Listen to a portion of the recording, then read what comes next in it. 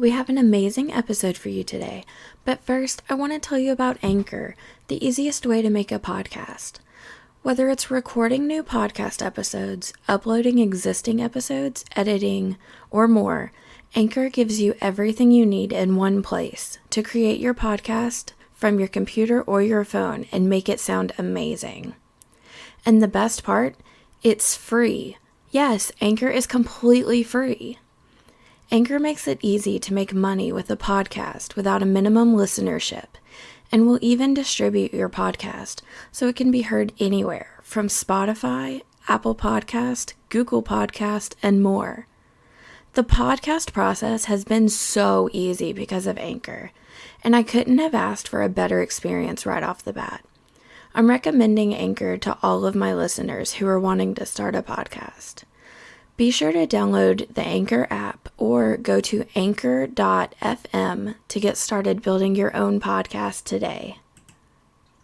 My name is Kristen Kubik, and you're listening to As Told Unfiltered, the podcast that dives deep into what it's really like running a business.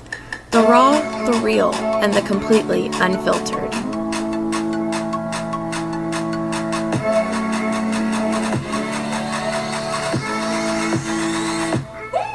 Hello, beautiful people. Welcome back to the 12 Days of Podmas.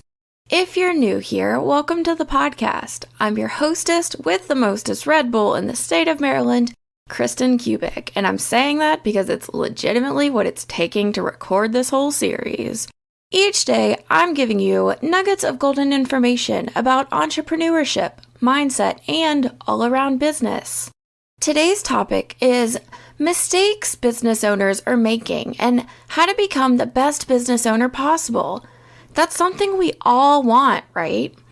We want to be the best business owner we can possibly be. We want to impact as many lives as we possibly can. And frankly, we want to make money in the process. At least, I want all of these things. And like I said in previous episodes, money is not dirty. There's nothing wrong with wanting to make money and impact lives. We all have bills, it's understandable. But there can be a wrong way to go about it. So I'm breaking the barrier and talking about things that have been pretty taboo in the entrepreneurial world. Things that happen but nobody really acknowledges. And they can really be hurting your business. And if we want to run an amazing, impactful business, these things really have to be talked about, but they also have to be fixed. So let's dive in. Mistake number 1, you don't have a plan. I'm all about going with the flow and doing things by inspiration, don't get me wrong. But you still have to have some sort of a plan. You have to have some sort of direction, or else you really just have a very expensive hobby, not a business. I'm an extreme type A. I'm also a Virgo rising if we're going to throw some astrology in there. So I tend to always have some sort of a base plan. And then another plan if that doesn't work. And then another if those don't work. The list pretty much just keeps going. But that doesn't mean I can't still work in flow. It doesn't mean I can't work alongside my energy, paying attention to my body, and knowing what I can and can't handle. All it means is that I know a direction I want my business to go in and how I want to get there. It means I know what podcast episodes I want to launch in some sort of time frame, even if that time frame doesn't end up exactly like I originally wrote it. It means I can write it all down, but still allow for some wiggle room that I know my chronic illnesses need me to allow for. For instance, I had this whole plan done out, like in a spreadsheet, everything, that I was going to write the 12 Days of Podmas, and then I was going to record them, and I was going to have them all edited and, scheduled well before the 12 Days of Podmas even started. And I'm going to give you a total hint right now, that did not happen. The whole thing ended up actually being finished around midway through the series being launched. And that's okay. It's because my body needed what it needed at the time. and I'm going through, I have chronic illnesses, but I'm also going through a period of grief. I lost my mom, so grief comes in waves, and that's okay. And then you throw in, seasonal depression on top of that a lot of people get. And you have to just listen to your body, and that's okay. So we often think about having a plan means sitting down and mapping out every single second of every single day. And I'm here to tell you that is absolutely not the case. It's actually the farthest thing from it. You can have a plan or a strategy and not follow it to the exact T. You can plan to go live on Facebook one day, and then when that day comes, redo the plan if your energy isn't there. The plan is simply to guide you and keep you in check with where your business is going. It's simply there to make sure you know what your goals are and have a way to break them down to those actionable steps. So make a plan, any plan. I like to do a yearly plan, just a broad yearly plan, and then I break it down into quarters. For 2021, I've already started making my intentions for the year, and then I break them down into quarter 1, 2, 3, and 4. And then I do, months. What do I want to do for January? What do I want to do for February? And then I might break it down into weeks. And then you just take it week by week. Baby steps, simple, small steps. That's what I go for. I like to do things very, very simply. And that's what I tell my clients to do. Because the baby steps are what add up into something beautiful, something great, something expansive, but most of all, something fun. And then if you need to, you can always just move that back a week. If, you're supposed to come up on a launch and you don't want to launch, your energy is off. Say you work in moon cycles, which a lot of us tend to, especially women, and we don't necessarily realize it. So say the moon cycle's coming up and you work better in a full moon, but not a new moon, or vice versa. That's okay. Switch it around. Throw in a curveball. Take a rest day. Take a rest week. That's okay. You can do something like that. Mistake number 2. You don't know your numbers. I see this happen a lot.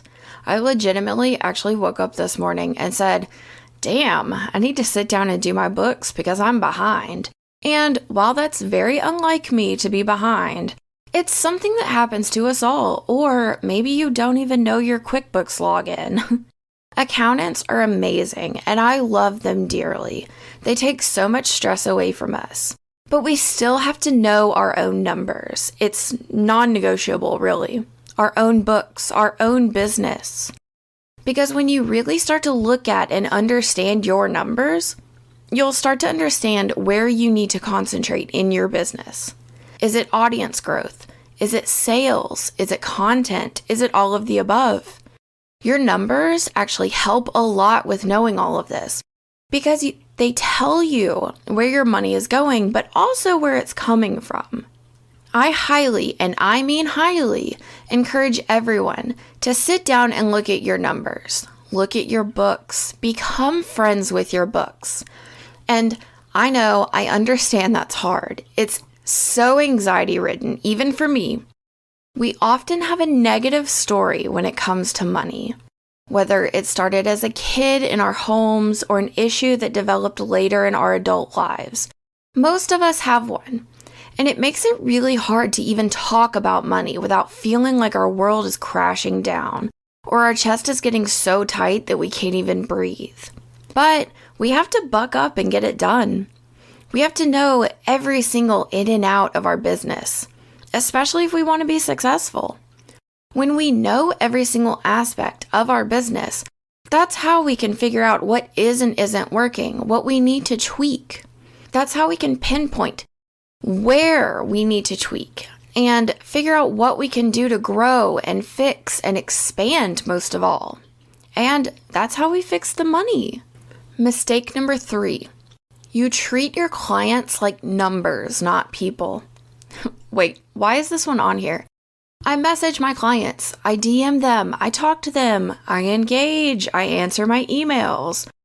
Okay, yay, but that's not good enough.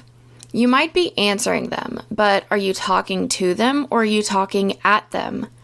Are you engaging with them for the sake of engaging, or are you engaging with them because you actually care about them? There's a big difference here. There's such a big difference in growing your audience for the sake of growing it, and growing it because you genuinely care, because you genuinely want to make a difference in people's lives, to make an impact. I'll tell you when I realized the difference. I was running my logo business, and I got so overrun with orders, and I just despised answering messages or questions. And when I say despised, I mean I would have rather gotten hit by a bus or kicked a kitten than answer messages. I felt bothered. I rolled my eyes so hard at my contacts. And honestly, I felt like, if you wear contacts, you'll understand. I felt like I rolled my eyes so hard that my contacts got stuck when I saw messages pop up on my email or my phone. So I hired a VA to take care of it for me because I just couldn't be bothered to deal with it. I didn't care if I took breaks. I didn't care if my personal life affected any of my clients.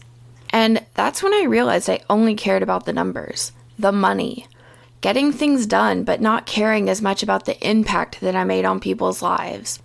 And it showed. It showed in my attitude, it showed in how people treated me, and in their respect for me as a business owner. When I started my consulting business, even in this podcast, I honestly didn't give a shit about the money. My focus was, and still is, totally different. It's to help others make money. It's to share that knowledge that I've accumulated over the years as much and as widely as possible, to create an impact. I want that impact to be business owners succeeding. I want small businesses to make money. I want people to make an empire. I want small business owners to not be screwed over by large corporations. And I want as many six-figure earners as possible, even more. And I want to make money while doing all of that. And that's the difference. When you stop treating people like your number or your next bill paid, rather than treating them like a life that you can help or a life you can change, that's when your business grows. That's when your total mindset changes. And those three things are how we can become better business owners, but also better leaders. Check out today's show notes on the blog, kristenkubic.com/astoldunfiltered. And thank you for listening to another episode of As Told Unfiltered. See you tomorrow for another episode of the 12 Days of Podmas. Thank you so much for listening to today's episode. I just wanted to let you know that all of the listeners for As Told Unfiltered get a special offer, especially if you listen to the end because you're amazing. $100 off my signature digital course, Automation Queen to Sales Machine, that's going to help you streamline and automate your business so that you can spend less time making more sales. Use code unfiltered. Go to kristenkubic.com/astoldunfiltered for more information. See ya.